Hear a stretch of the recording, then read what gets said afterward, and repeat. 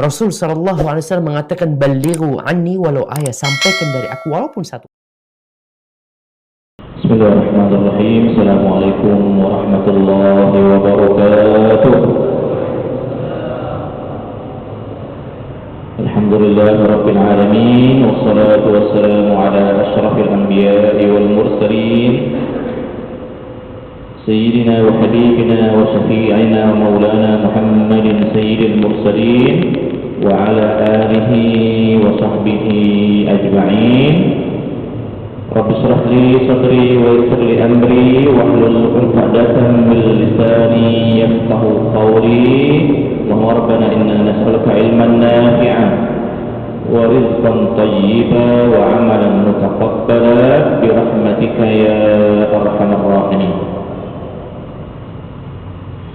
Ma'asyiral muslimin wal muslimat, Bapak Ibu jamaah salat maghrib di Masjid Al-Ikhlas yang mudah-mudahan selalu dalam limpahan rahmat dan karunia Allah Subhanahu wa taala.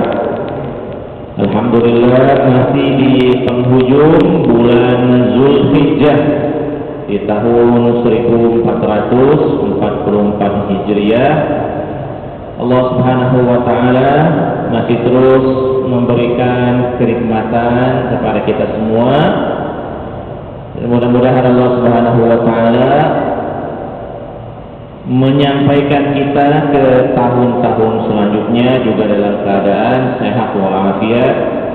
Amin ya rabbal alamin.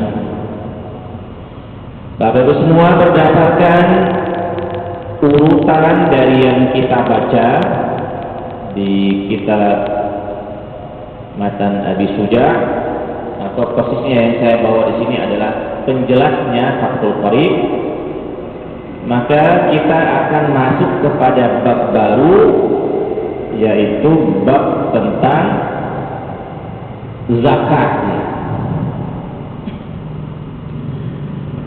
Jadi kita baca saja, nanti kita akan belajar bab ini, terutama bab zakat kaitannya dengan mazhab Asy-Syafi'i. Dan sebelum kita masuk dalam membaca bab ini, saya merasa penting untuk dikasih muqaddimah terlebih dahulu dalam bab zakat ini. Nah, jemaah semua, membayar zakat itu adalah rukun Islam. Jadi ini dulu yang harus kita ingat. Rukun Islam ada 5: syahadat, sholat, puasa, zakat, dan haji. Yang namanya rukun itu sebenarnya pojokan-pojokan. Ini rukun, ini rukun, ini rukun, ini rukun. Yang namanya rukun, keberadaannya itu penting. Karena kalau tidak ada rukun, bisa jadi sebuah bangunan itu tidak kuat. Ini meja ini saja, kalau tidak ada rukun yang 4 ini, dia mungkin tidak sekuat kalau kita buat rukunnya cuma 3 misalnya, atau kita buat rukunnya cuma 2, kiri dan kanan saja, dan pojok. Nah, begitu juga dengan rukun Islam yang 5 ini. Sebenarnya Nabi Muhammad SAW dalam mengajarkan Islam, mengajarkan umatnya untuk bisa melaksanakan ke-5 rukun Islam ini. Nah, Bapak Ibu semua, alhamdulillah kita syahadatnya selesai. Walaupun syahadat kita ini adalah syahadat warisan. Boleh, bagus syahadat warisan, atas dasar bapak kita Islam, ibu kita Islam, akhirnya kita lahir, dan kita lahir dididik dengan cara-cara yang Islam, diajarkan, diikomatkan, disunat, Kalau kemudian diajarkan ngaji, diajarkan sholat, jadilah kita ini otomatis Islam, tidak butuh syahadat ulang. Nah, ini sudah selesai, alhamdulillah, kita tidak butuh syahadat ulang. Berikutnya adalah sholat. Walaupun sholat ini sudah pernah kita bahas, dan karenanya dia masuk ke dalam rukun Islam yang nomor 2 dan keberadaannya sangat penting, ini juga patut untuk dilakukan oleh seluruh umat Islam, sekurang-kurangnya 5 waktu sehari dan semalam. Yang sholatnya belum lengkap 5 waktu, berarti dia baru punya 1 rukun, yaitu rukun syahadat. Setelah itu masuk ke rukun puasa bulan Ramadan. Sama juga, akhirnya kita dididik oleh orang tua, atau bahkan kita dididik oleh masyarakat. Kita tinggal di lingkungan masyarakat yang berpuasa, akhirnya kita melok-melok. Mungkin saja ada orang tua yang di rumah tidak puasa, tapi karena dia bergaul dengan kiri kanan depan belakang, jenguk kawan yang puasa, akhirnya dia juga puasa. Dan ini juga perlu diperhatikan puasa Ramadan ini, karena ada sebagian dari umat Islam yang belum lengkap puasa Ramadannya. Kalau ada alasan mending, ini tidak ada alasan. Alasannya tidak tahan. Alasannya tidak tahan. Aku tidak puasa, tidak tahan kan? Nah, terus terang, alasan tidak tahan itu cukup sering kita dengar.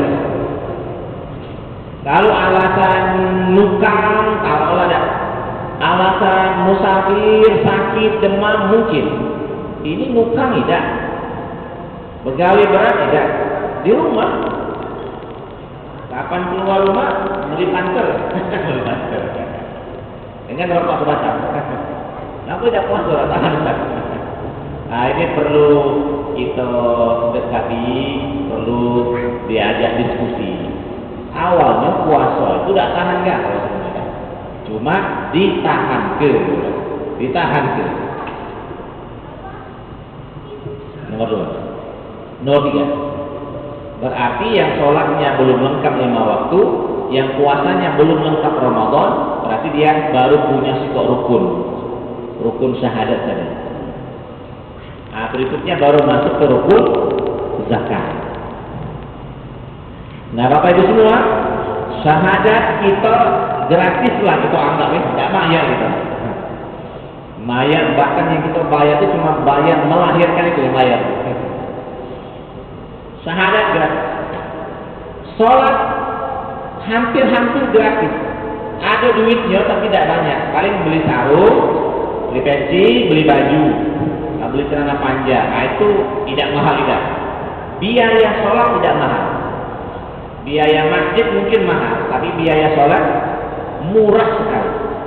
Apalagi kalau saya lihatnya, sarungnya dikasih hadiah, jadi gratis. Baju kokonya dikasih hadiah, gratis lagi ya. Pecinya, uang balik dari haji dapat peci, gratis lagi ya. Ini murah. Modal untuk sholat itu tidak butuh duit banyak. Puasa juga sama. Puasa itu memang kita butuh sahur, butuh berbuka, tapi tidak banyak juga loh. Ini tidak banyak. Sedikit kalau dia berbukanya di masjid gratis, dan kalau dia sahurnya di masjid pajak jadi gratis juga. Dulu musim-musim mahasiswa, kami sering buka puasa di masjid, sahur di masjid.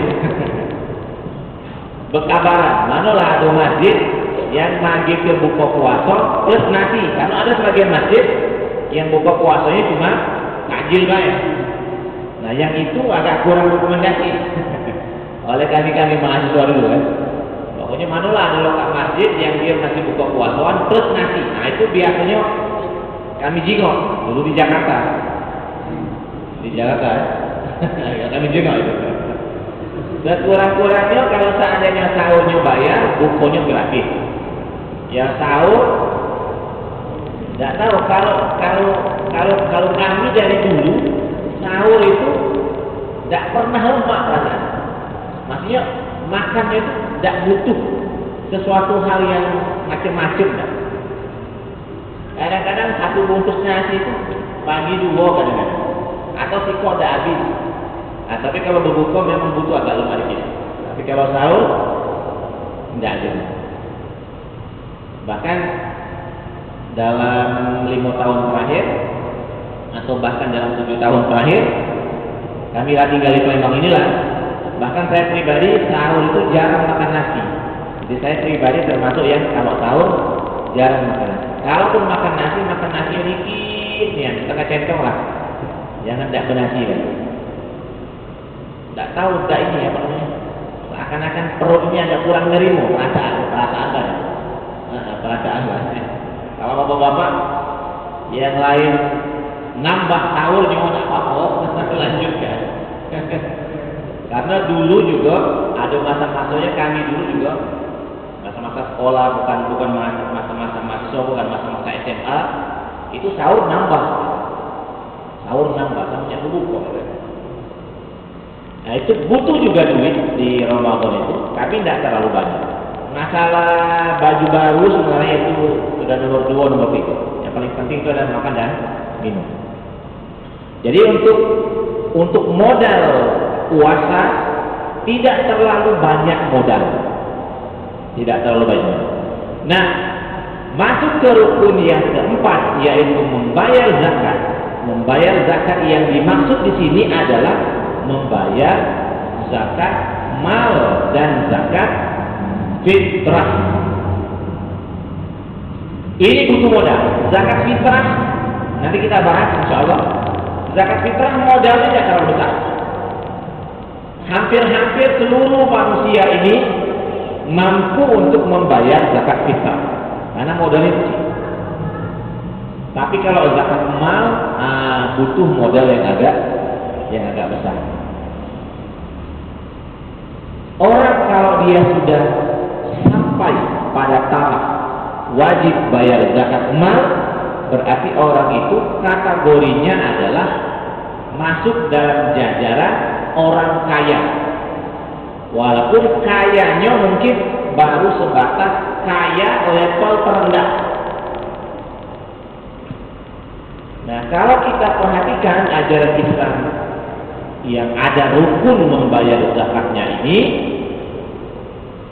seharusnya ini menjadi motivasi bagi kita semua, khususnya umat Islam ini tanpa terkecuali, bagaimana caranya kita tinggal di dunia ini, kita mendapat bagian dari dunia yang mampu menghantarkan kita untuk menjalankan ibadah yang kita sebut dengan zakat. Nah, jadi boleh kita bercita-cita kaya. Dulu zaman Ustaz Yusuf Mansur dulu banyak masalah. Saya menerima juga ajaran beliau, saya menerima. Di Jakarta kami sering ketemu dengan Ustaz Yusuf Mansur dalam majelis-majelis seperti inilah. Beliau kalau berbicara tentang harta memang luar biasa. Tapi yang saya terima di antaranya adalah boleh kita bercita-cita kaya, tetapi sebutlah, ya Allah, aku pengen banyak duit. Selain dari kepengen A, kepengen B, kepengen C, aku kepengen pajak bayar zakat. Jadi itu disebut supaya niatan-niatan yang murni duniawi dari cita-cita kita punya harta sedikit banyak akan diisi dengan niatan-niatan ibadah yang lain. Nah, ini baiklah. Berikutnya yang terakhir, haji. Ini juga butuh duit. Ini juga butuh duit. Ada orang yang sering ngomong begini, haji itu bukan masalah duit, haji itu masalah panggilan. Benar, yang dipanggil itu ada duit kan? Ada yang dipanggil kasih duit, ada. Tapi itu 1001 lah kira-kira kan. Ada masjid misalnya yang dihajikan, itu masuk ukuran 1001 tadi kan. Itu masuk ukuran 1001 tadi. Jadi harapan untuk umroh dan haji, terutama haji gratis, itu boleh, tapi jangan dijadikan sebagai sandarannya, jangan dijadikan sebagai cita-citanya. Bercita-citalah untuk bisa haji dan umroh dengan usaha kita sendiri dan berusaha. Ini kata Gus Bahar, saya setuju dengan beliau ini di poin ini dan di banyak poin. Kata Gus Bahar, orang yang hajinya bayar sendiri dengan orang yang hajinya dibayarkan orang lain, itu potensi lebih besar amal ibadahnya, lebih besar amal ibadah yang bayar sendiri daripada dibayarkan. Jadi kata Gus Bahar, saya sering ditawari oleh pemerintah untuk haji. Sampai saat ini saya belum mau. Saya tidak mengharamkan, kata Gus Bahar, saya tidak mengharamkan haji dibayarkan oleh orang lain, dibayarkan oleh pemerintah. Tapi yang seperti itu biasa-biasa baik. Masuk lain ya, biasa-biasa baik. Bukan sesuatu hal yang mewah menurut Gus Bahar. Justru kata Gus Bahaudin, yang mewah itu kalau kita bayar DWK, itu baru mewahnya. Dibayar tuh, aku mewahnya katanya. Dibayar tuh. Makan yang paling lemah. Dibayarkan orang. Dengan itu bayar makan dewek, walaupun cuma tempe, lawak iwa asin. Jauh sebenarnya lebih terhormat dan lebih gagah yang bayar dewek. Yang namanya dibayar itu berarti dibayar kan? Dibayar. Jadi menurut Gus Bahaudin, yang dibayarkan, yang didapat itu jangan terlalu dibesar-besarkan. Misalnya kata Gus Bahaudin, beliau sebenarnya menyinggung sebagian dari orang-orang pintar yang memang semangatnya itu bukan semangat memberi, tapi semangatnya itu adalah semangat menerima. Misalnya haji gratis. Menurut beliau, kalau ada orang yang pergi haji gratis, tidak perlu nak dibesar-besarkan ya, biasa baik ya. Jangan laju dijadikan sebagai simbol, oh aku haji gratis, inilah hebatnya aku. Nah itu bukan hebat bukan ya, karena dihajikan. Nah kalau yang haji bayar, nah berarti dia memang hebatnya. Dia memang hebatnya. Jadi balik lagi, untuk rukun Islam yang keempat dan yang kelima ini, kita butuh ekonomi yang stabil, kita butuh ekonomi yang bagus. Kalaulah seandainya hingga saat ini kita semua belum mampu dan belum cukup untuk membayar zakat, maka boleh bercita-cita mudah-mudahan anak cucu kita nanti yang akan menjadi orang yang mampu membayar zakat, yang ekonominya sampai pada taraf membayar zakat. Jadi ini aturan fikihnya. Aturan fikihnya menghendaki kita ini, masyarakat Islam ini, punya duit yang dengan duit itu akhirnya sampai nisab zakat, dan dengan itu kita bayar zakat dan kita sedekah.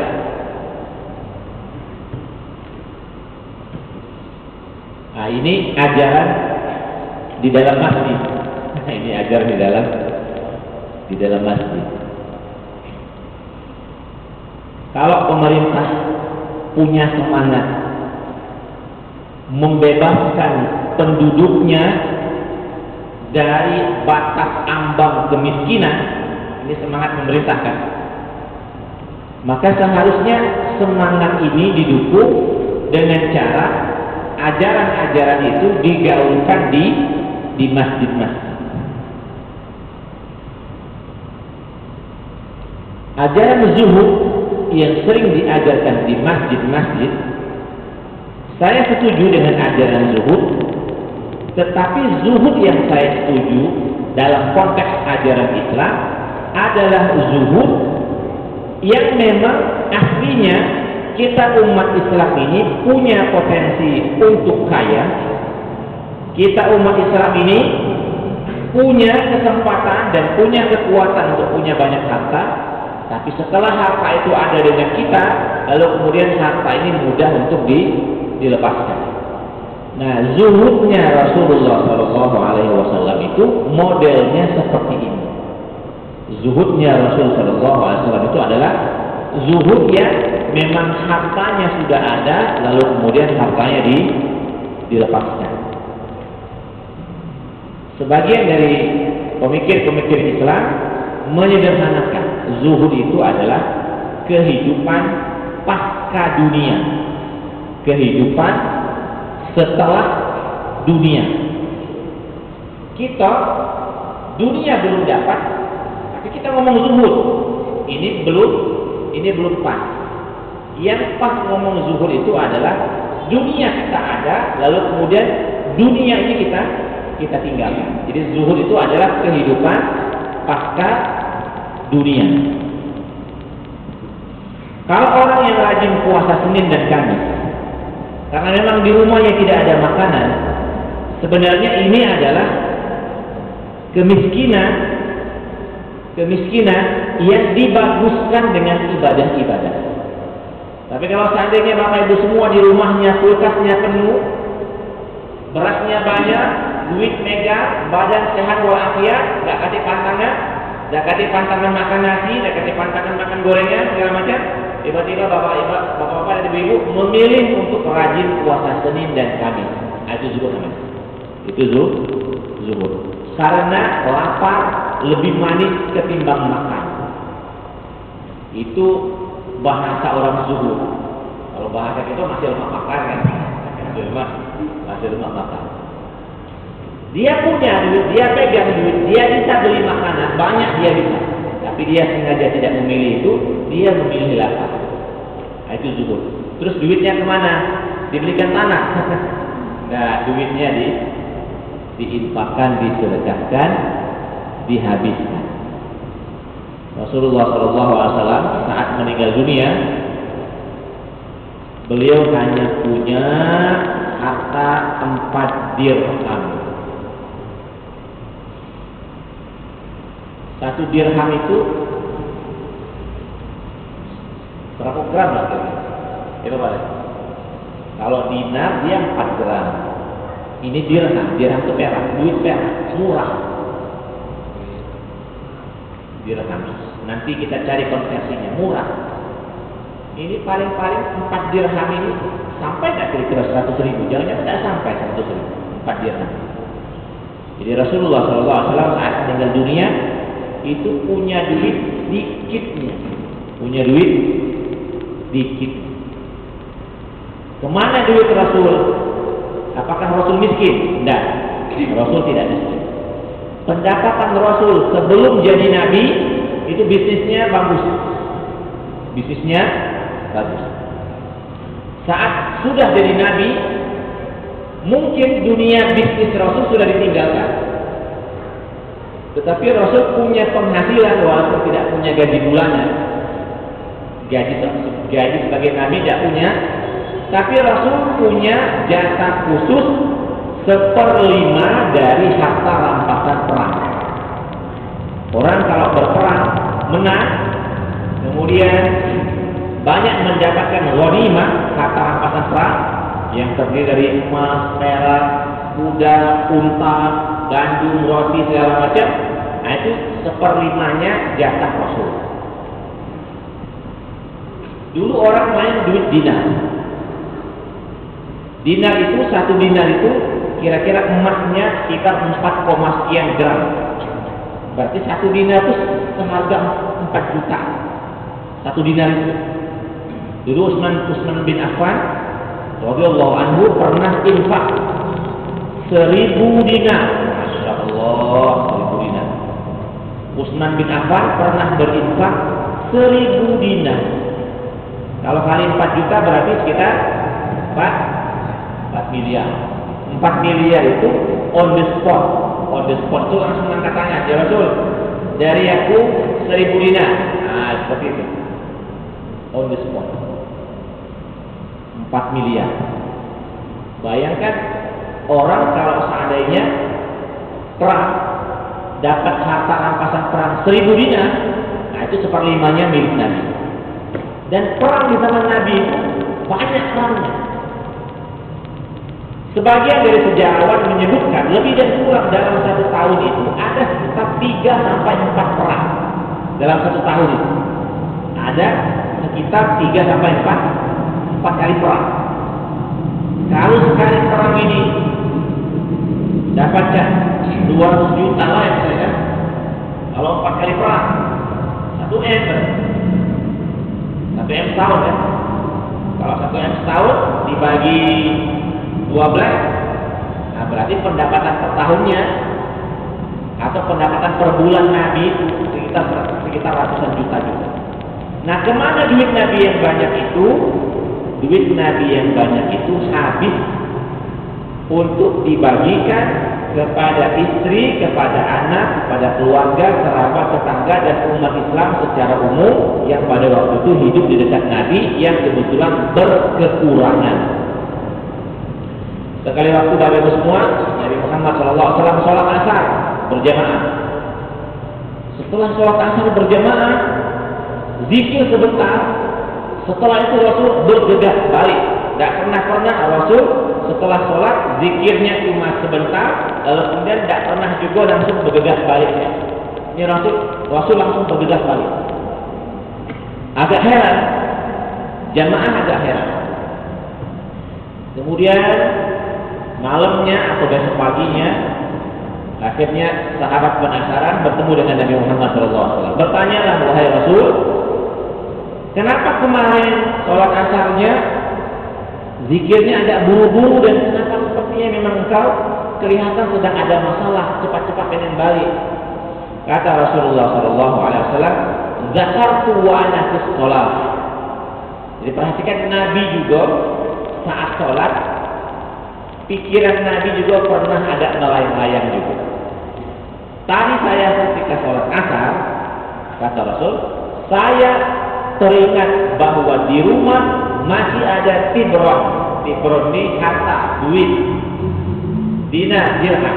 Saya ingat kata Rasul ketika sholat tadi di rumah itu masih ada duit, sholat asar kan?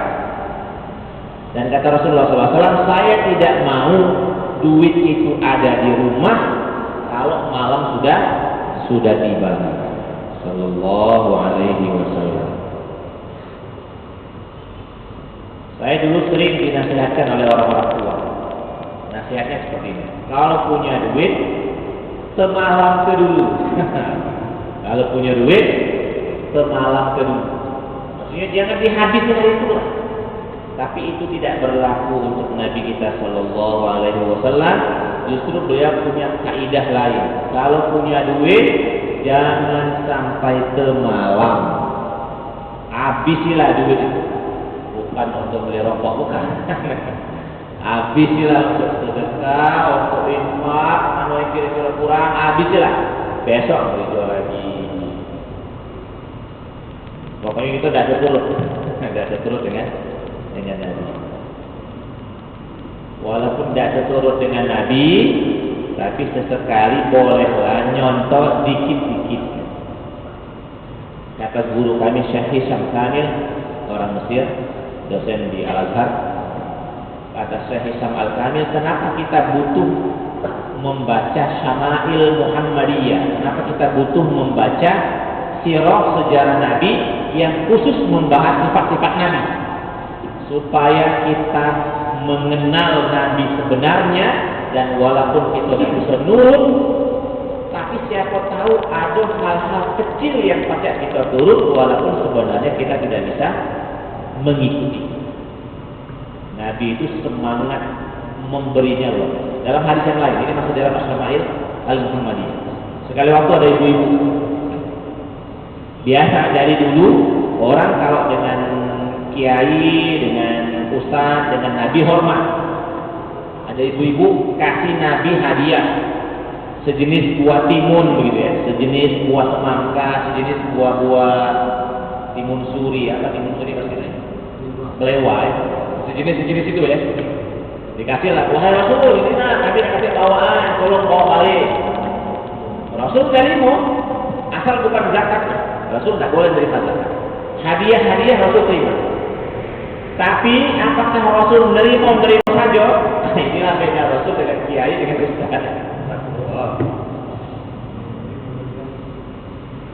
Persamaannya sama-sama menerima, tapi bedanya Nabi berusaha membalasnya. Uji Nabi kaget dulu baik di sini. Orang ngasih timun, orang ngasih melewah, orang ngasih semangka, Nabi ngambil perhiasan.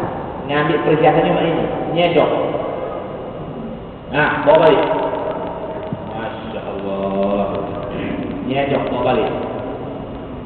Kira-kira banyaklah yang Nabi kasih daripada yang dikasih tadi. Banyaklah yang Nabi kasih. Makanya Nabi itu akhirnya tidak berduit. Akhirnya tidak. Kalau modelnya saya itu, mana nak berduit kan? Mana nak berduit? Setiap kandung datang, minta duit, berutang segala macam. Kalau datang ke rumah Nabi, tidak pernah tidak dikasih. Kalau tidak dikasih, berarti Nabi memang tidak kasih duit. Nabi memang tidak kasih duit. Kalau Cik Ustaz, kami nak datang ke rumah Ustaz saya, jangan. Saya bukan Nabi. Saya bukan Nabi. Sallallahu alaihi wasallam. Kadang-kadang kita kalau baca Syama'il Muhammadiyah, nanti bolehlah nanti, walaupun bukan dengan saya, dengan yang lain, misalnya Ustaz Waluya, Pak Waluya, saya diagendakan misalnya ada baca Syama'il Muhammadiyah. Ini hadis-hadis tentang sifat-sifat Nabi yang ditulis oleh Imam At-Tirmizi. Imam At-Tirmizi ini di antara murid yang paling cerdas dari Imam Al-Bukhari. Imam Al-Bukhari punya banyak murid. Di antara murid Imam Al-Bukhari yang cerdas, yang soleh, yang bagus adalah Imam At-Tirmizi. Berisi sekitar 400-an, 415, 420-an hadis Rasul sallallahu alaihi wasallam. Nah, baik Bapak Ibu semua, ini kan muqaddimah. Ini sebagai muqaddimah kita membaca bab zakat, bahwa jangan alergi dengan duit, jangan alergi dengan pembicaraan tentang harta, asalkan saat kita berbicara tentang harta, kita sudah berusaha menata hati terlebih dahulu. Saya kira jamaah Haddadul Qulub ini sudah pas untuk berduit. Maksudnya hatinya sudah terbina, berhadapan dengan duit, insya Allah duitnya ada di tangan, bukan ada di hati. Nah, dengan demikian mudah-mudahan nanti bisa meniru sifat Rasul Shallallahu Alaihi Wasallam. Sekurang-kurangnya walaupun belum pakai kebesaran, mungkin sekecian dulu, terutama misalnya tidak pelit misalnya dengan anak istri misalnya. Saya kadang-kadang berpikir begini, kalau ada anak nunggak bayaran sekolah, padahal orang tuanya ada duitnya, saya merasa alangkah sayangnya orang tua itu dengan duit itu. Alangkah sayangnya dengan duit itu. Padahal ini untuk anak sekolah. Ada yang kayak itu? Ada. Karena kita bermuamalah di dunia pendidikan itu cukup lama. Ada tipikal-tipikal yang seperti itu. Ada tipikal yang sayang mengeluarkan duit. Akhirnya dia tidak berani mengeluarkan duit cash. Biarlah nanti kami transfer saja gitu ya. Padahal dia tahu lah duit itu. Karena memang terasa Pak, mengeluarkan duit 10, saya mengeluarkan duit 3 juta. Mengeluarkan dari tangan itu kan terasa. Cuma kalau dari HP kan tidak terasa. Saya kan pindah duitnya. Ada Ada yang perlu beralaskan cak itu. Memang nggak terasa. Kalau kita belanja dengan duit cash itu memang terasa. Makanya untuk belanja yang besar-besar, memang dunia ini lagi akal oleh wong. Akhirnya lebih banyak ditransfer supaya wongnya tidak perlu transfer-transferian kalau dia keluarnya duit besar. Kalau kita bawa dia 10 juta sudah kok, kita kasih dengan orang, beratnya masih. Nah, saya kira itu, jadi jangan alergi saat berbicara tentang harta. Yang pertama. Yang kedua, jangan juga terlalu banyak suuzon dengan orang yang punya banyak harta. Jadi kita ini namanya mindset berpikir. Satu, jangan alergi dengan berbicara duit, jangan alergi. Yang kedua, jangan terlalu mudah suuzon dengan orang yang punya duit. Kita tidak dituntut untuk mencari tahu seluk-beluknya. Selagi nampaknya dia gawenya bagus-bagus baik, keluar rumah memang jelas gawenya, kita tidak dituntut untuk, kalau bahasa orang tadi itu cerodean. Kamu ya? Tidak dituntut untuk cerodean. Dari mana ini? Ngapulah mobil baru pulau, ngapulah motor baru pulau, misalnya. Selagi memang dia menampakkan bahwa dia memang begawe. Nah, yang ketiga, setelah kita membagusi dulu keadaan diri kita ini dengan harta, barulah yang ketiga, pelajarilah ilmu nyari duit. Pelajarilah ilmu nyari duit. Terus terang, ilmu nyari duit ini ada ilmu. Nyari duit itu ada ilmu. Selain dari mengandalkan nasib ya. Nasib itu kan di ujung lah apa ya. Sebelum kita mengandalkan nasib, kita pelajari dulu ilmu cara nyari duit. Makanya meningkatkan pendapatan. Secara sederhana, misalnya sebagian dari ilmu cara nyari duit yang kami dapat misalnya ya, dari sebagian kawan-kawan. Yang pertama misalnya, usahakan sumber pendapatan jangan sikok. Nah, ini masuk akal. Misalnya ada yang gaji bulanan, tapi cari juga lah ceceran-ceceran lain. Walaupun bulanan, berarti ada dua yang bulanan ya. Kemudian ada yang ceceran mingguan, nah, berarti ada ceceran mingguan. Ada yang ceceran tahunan, berarti ada ceceran tahunan. Jadi usahakan ini sebagian sharing bayar. Aku juga udah pacak ngajari tapi ini dari obrolan banyak orang. Usahakan sumber pendapatan jangan cuma sikok. Yang baru ada sikok, berpikirlah mana caranya aku ini ada sumber pendapatan sikok. Nah ini baru kemudian bertahap seterusnya dan seterusnya. Nah kalau sudah banyak duit atau bukan banyak duit, sembari kita menuju duit terkumpul banyak, sembari kita mendidik hati kita ini untuk terus bersedekah. Jadi walaupun saya pendapatan baru 100.000 per hari, kalau 100.000 per hari kalau dia rutin, berarti kan 3 juta kan? Kalau dia 200.000, 6 juta berarti kan? Kalau dia pegawai full ya. Nah, berguyurlah untuk melatih diri sedekah kecil-kecilan, 10.000, 5.000, berlatih seperti itu supaya punya tabiat orang bersedekah. Karena kalau nanti dia sudah punya duit banyak kejadian orang sudah punya duit banyak tapi dia tidak siap bayar zakat. Misalnya saya kasih contoh saja, orang kalau dia punya uang 1 miliar misalnya, maka zakatnya 25 juta. Sekarang kira-kira kalau bapak-bapak sekarang ini punya duit 1 miliar, berani tidak zakat 25 juta? Lagi sayangnya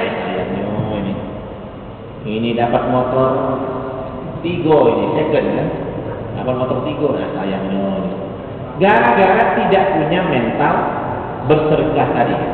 Jadi sembari menuju duit banyak, sembari itu melatih diri bersedekah. Tidak usah jauh-jauh dulu dengan kerabat-kerabat dulu. Yang Dengan adik dewek, dengan dulur, dengan keponakan, kasih 5.000, kasih 10.000. Karena ada orang yang mentalnya adalah mental mendapat, dan ada orang yang punya mental memberi. Perhatikan di masyarakat, ada orang yang punya mental selalu pengen dikasih, ada orang yang punya mental selalu pengen memberi. Nah, kalau itu sudah dilakukan, tiba waktunya Bapak Ibu semua punya banyak duit, insya Allah akan mudah membayar zakat. Kemarin atau tahun kemarin saya punya guru di Sumatera Selatan ini, dia bayar zakat yang terkabar di saya, dia yang Islam, dia bayar zakatnya 100 juta. Berarti kan dia punya duit 4 M berarti ya. Ini kiai punya 4 M tabungan, zakatnya 100 juta. Siap gak kira-kira kalau kita pada waktunya punya duit 4 M, zakatnya 100 juta? Banyaknya 100 juta ini. Dapat rumah siko ini kan, rumah kecil-kecilan kan, dapat rumah siko ini. Ya Allah, 100 juta ini pajak umroh sekeluarga ini. Oh sayangnya ini nak dibayarkan ke zakat. Zakat begitu banyak, zakatnya feedback, zakatnya yang kita dapatkan kan. Kalau kita bangun rumah ada rumahnya, kalau kita umroh ada perjalanannya kan. Kalau kita makan sepuasnya. Tapi ini zakat.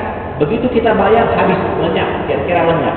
Tidak ada yang kita dapatkan dari sana, kecuali rahmat Allah Subhanahu wa Ta'ala. Jadi ini muqaddimah, sekali lagi ini adalah muqaddimah sebelum akhirnya kita lebih teknis berbicara tentang zakat. Perhatikan 4 hal tadi. 1, jangan alergi bicara duit. Yang kedua, jangan gampang suuzon dengan orang yang punya banyak duit. Yang ketiga, berguyurlah untuk menambah pendapatan dengan ilmu-ilmunya. Yang keempat, sembari itu semua berlatihlah untuk terus berbagi. Kalau 4 ini sudah dilakukan, kalau memang nasib kita jadi orang buntu terus, minimal sudah ada usaha untuk ke arah sana. Nah, sudah nasib berarti kan jadi orang buntu terus. Mohon maaf atas segala kesalahan dan kekurangan. Semoga Allah Subhanahu wa Ta'ala mengampun. Yang berapa Ustaz? Kembali lagi. Saya kira kalaupun ada yang mau ditanyakan, kita duduk-duduk lagi boleh setelah sholat isya, walaupun tidak resmi menggunakan mikrofon.